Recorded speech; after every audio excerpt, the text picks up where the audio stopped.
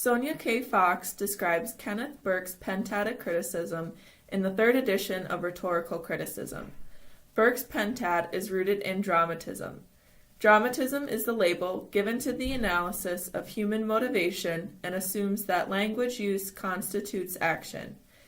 This means that humans use a symbol system to create language and is therefore symbolic.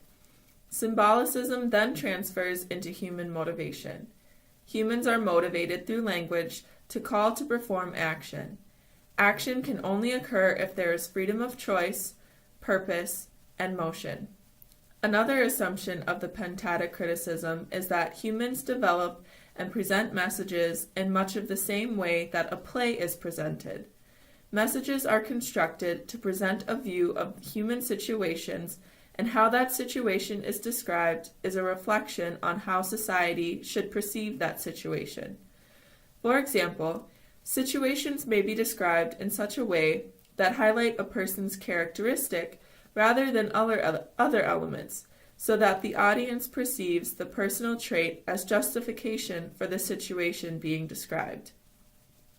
Understanding how rhetors, a teacher of rhetoric, describe situations is important to discover their motives for their actions. Burke uses 6 themes and ratios to perform a Pentad criticism. Act tells what is being done, the major action taken by the agent.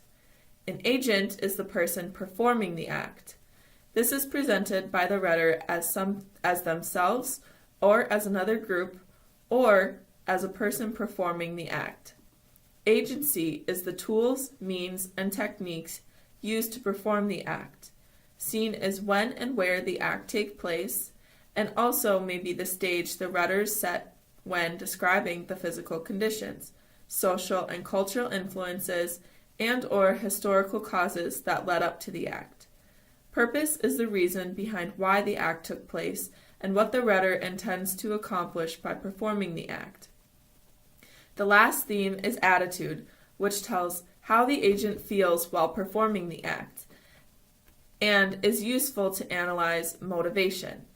This theme was added after the publication of the Pentad criticism by Burke. Ratios are used as a second and solidifying mechanism to determine the rhetor's motive in an artifact by pairing together 5 elements: act, agent, agency, scene, and purpose, which results in 20 total ratios. This systematic form of pairing pentadic elements is used to determine how one term affects the second. Motive is located in the term that controls the other, and by discovering the rhetor's motive, you can tell what the rhetor sees as most important.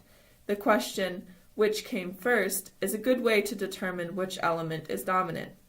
If act is the dominant element, the corresponding philosophy is realism, which means universal principles and the unspoken rules of society are more real than physical objects.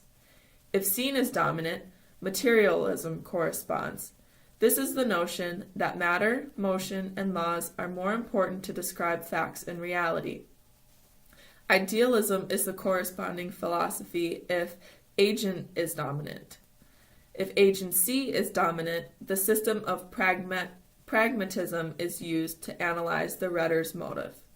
Mysticism is used if the element purpose is dominant. In mysticism, unity rather than individualism is emphasized to determine a universal purpose. Pentad criticism is useful because it helps the rhetor analyze word choice. This is useful to look at how language is constructed within an artifact to show what the agent is trying to convey.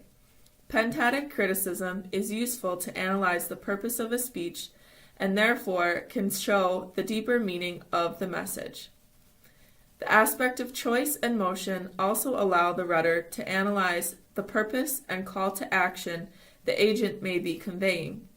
By looking at dramatism and how the agent describes situations in a play-like manner, the rhetor is able to determine the agent's motivation, which is especially useful.